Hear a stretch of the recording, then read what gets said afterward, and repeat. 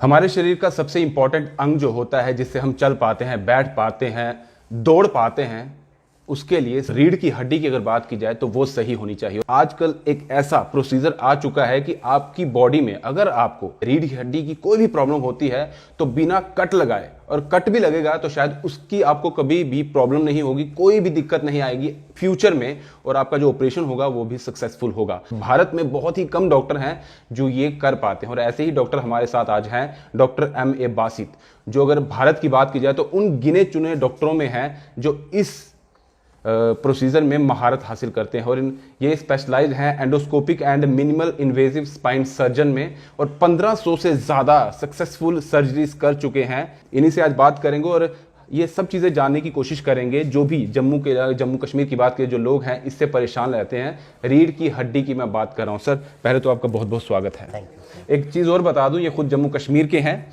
और फिलहाल ये हिमाचल में है, और वहीं पर ये ऑपरेशन करते हैं, और इन्हें स्पेशली जम्मू में बुलाया जाता है पल्स हॉस्पिटल में। पीछे आप बोर्ड भी देख सकते हैं, ये यहाँ पर है, और आज भी इनके 2 ऑपरेशन हैं इसी चीज़ को लेकर। सर पहले तो आपसे जानना चाहेंगे, एंडोस्कोपिक सर्जरी है वो क्या होती है? Endoscopic surgery basically it is the minimal invasive. इसमें चीरा नहीं लगता है। ओके। इसमें जस्ट एक स्टैब या की होल एक बनाते हैं हम, जिसके थ्रू हम अपने इंस्ट्रूमेंट्स अंदर डालते हैं, और जो डिस्क की प्रॉब्लम है, जो स्पाइन की कोई भी प्रॉब्लम हो, उसको हम ट्रीट करते हैं। इसका सबसे बड़ा एडवांटेज ये है कि इसमें पोस्ट ऑफ पेन नहीं होती। वन, इसमें जो सबसे बड़ा एक एप्रीहेंशन पेशेंट को होती है कि पोस्ट ऑफ क्या हम चल पाएंगे, क्या हमारी टांगें ठीक से चल पाएंगी, इसमें वो रिस्क नहीं होता।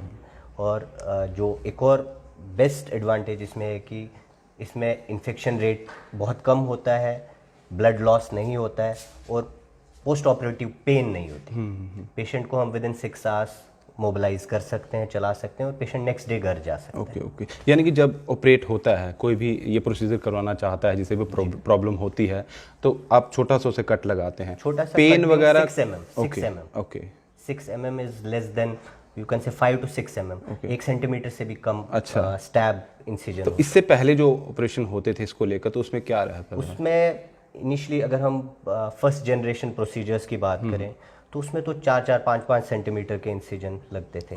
उसके बाद ये कम होते होते 80s में, 90s में 2.5 to 3 सेंटीमीटर इंसिजन से होता था। माइक्रोडिस्केक्टमी में भी 2.5 सेंटीमीटर, ट्यूबुलर जो रिट्रैक्टर्स उनसे भी 2.5 to 3 सेंटीमीटर।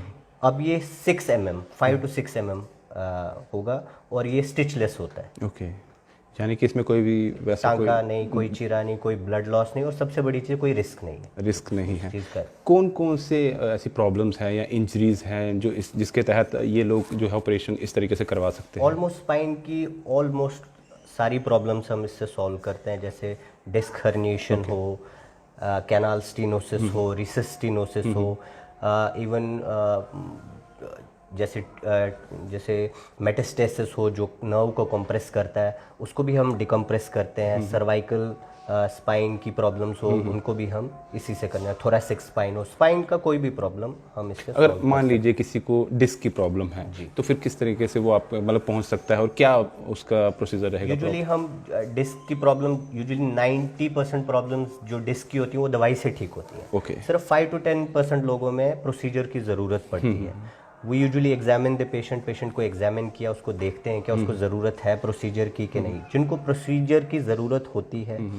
उनको हम फिर एडमिट करते हैं, यूजुअली एक छोटे से स्टैब के थ्रू अपना स्कोप, जो इंस्ट्रूमेंट्स, स्पेशलाइज्ड इंस्ट्रूमेंट्स होते हैं, वो डालते हैं, और हम उसको डिकम्प्रेस करते हैं। जहाँ से पेन आ रहा होता है, इसको हम टारगेटेड सर्जरी बोलते हैं। जो पेन जनरेटर है उसको रिमूव करते हैं, नर्व को फ्री करते हैं, उसके बाद पेशेंट इज़ पेन फ्री। जिस तरह से अगर देखें तो किसी को सर्वाइकल की पेन हो जाती है, या फिर अगर किसी का जो मन के, अगर सिंपल भाषा में कहें, वो आगे पीछे हो जाते हैं, तो वो सारी वो भी हो जाते हैं। इवन हम एंडोस्कोपिक फ्यूजन्स भी इससे करते हैं। जैसे मन के खिसके हुए हैं वो भी हम एंडोस्कोपिकली आजकल कर रहे हैं। उसमें इनिशियल पहले टाइम में चीरे बहुत बड़े लगते थे, ब्लड लॉस बहुत होता है, पेशेंट को 2-3 महीने तक डिफ़िकल्टी होती थी वॉकिंग में। अब वो इसमें नहीं है, हम एंडोस्कोपिकली करते हैं, पेशेंट नेक्स्ट डे वॉक कर सकता है। तो उसके मतलब फ्यूचर की बात कीजिए तो कभी इस तरह का दर्द, या कहते हैं ना कभी कभी कि यूजुअली नहीं होता है, यूजुअली नहीं होता है।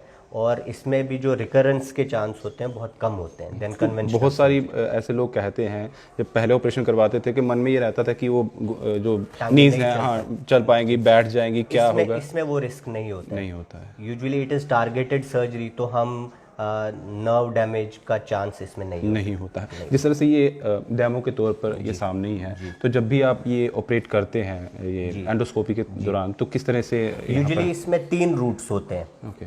या तो हम पीछे से जाते हैं जिसको हम इंटरलैमिनर अप्रोच बोलते हैं। हम यूजुअली एक एरिया को टारगेट करते हैं जहाँ पे कंप्रेशन होता है नर्व रूट पे, हम उसको टारगेट करते हैं। और थ्रू दूसरा रूट होता है ट्रांसफोरामिनल रूट, हम साइड से जाते हैं। ओके। और तीसरा होता है फार लेटरल रूट, बिल्कुल साइड से। ओके। तो ये तीनों रूट्स में कॉर्ड सेफ होती है, इसमें कोई रिस्क नहीं होता नहीं है। और ये टारगेटेड होती है, जहाँ पे प्रॉब्लम है पेशेंट को हम वहीं पे टारगेट करते हैं। तो इससे जो कोलैटरल टिश्यू डैमेज है वो नहीं होता, यानी कि डरने की कोई जरूरत नहीं है। इसमें वो कॉम्प्लिकेशंस नील के बराबर है, ऑलमोस्ट नील के बराबर है। ये मैं आपसे जानना चाहूंगी, लोग तो पहुंचना चाहेंगे, उन तक ये जानकारी भी पहुंचे। बहुत कम लोगों को ये जानकारी है कि इस तरीके से ऑपरेट भी होता है। क्या इक्विपमेंट इसके लिए अलग होते हैं, प्रोसीजर पूरा अलग? इसके लिए इक्विपमेंट, स्पेशलाइज्ड इक्विपमेंट्स होते हैं। इसके लिए एंडोस्कोप चाहिए होता है, रेडियो फ्रीक्वेंसी वैंड्स चाहिए होती हैं। इसके लिए जो लाइट सोर्स अलग होता है। It's totally different, all the equipments are totally different from conventional surgery. तो क्या कितना समय लगता है कि नॉर्मल अगर ऑपरेट होता है? अगर हम समझिए L4, L5 या L5S1 जो मनकों की नंबरिंग के हिसाब से नीचे वाले मनकों में करते हैं तो 20 मिनट से 1 घंटा भी लग जाता है।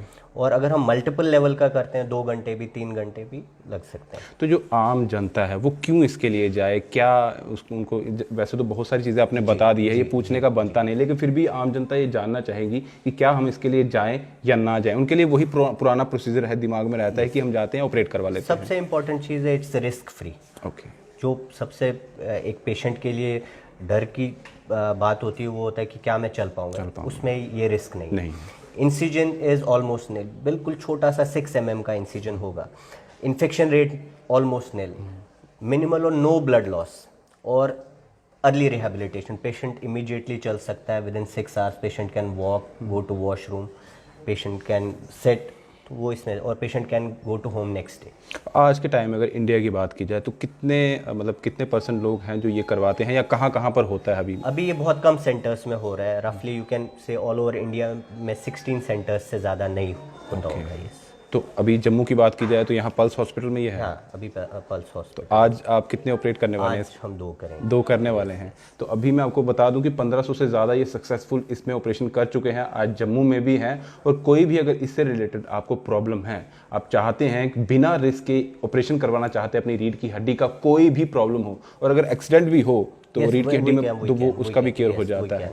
तो कोई भी प्रॉब्लम नहीं है, रिस्क फ्री है, कट नहीं होगा, स्टिचेस नहीं होंगे। क्योंकि बहुत सारे लोगों को ये भी दिक्कत होती है कि शायद पीठ पर कट लग जाएंगे और कट उसके वजह से स्टिचेस आ जाएंगे तो शायद देखने में भी अच्छा नहीं लगेगा, लेकिन वो चीज़ें कुछ भी नहीं हैं। आप ज़रूर जो है पल्स हॉस्पिटल में विजिट कर लीजिए। यहाँ डॉक्टर M.A. बासित जो है यहीं पर मिल जाएंगे फिलहाल, क्योंकि उनको बुलाना पड़ता है, स्पेशली आते हैं हिमाचल से ही, इनको छोड़ा नहीं जाता है। वहीं पर इतने ज़्यादा मरीज जो होते हैं, क्योंकि 1500 से ज़्यादा ये कर चुके हैं सर्जरीज, और पूरी जो है लोग इस वक्त जितने लोगों से आप कर चुके हैं, फीडबैक तो आता ही होगा। Definitely we take pre op videos of patient and post op, तो उनको दिखाते हैं, दे आर हैप्पी।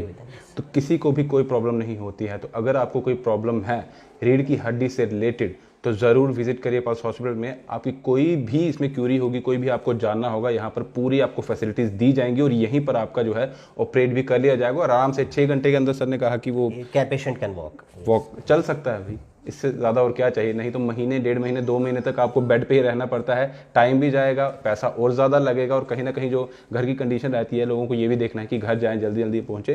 तो 6 घंटे के बाद आप चल फिर सकते हैं, उसके बाद आपको घर भी भेज दिया जाएगा। कुछ और चीज़ सर इसके बारे में जो आप बताना चाहें?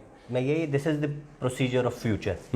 तो अब यूजुअली हम लोग और सर्जन्स को ट्रेंड कर रहे हैं कि सो दैट हर कोई इसका लाभ उठा। राइट। तो जम्मू कश्मीर में अभी ये नहीं, अभी नहीं है।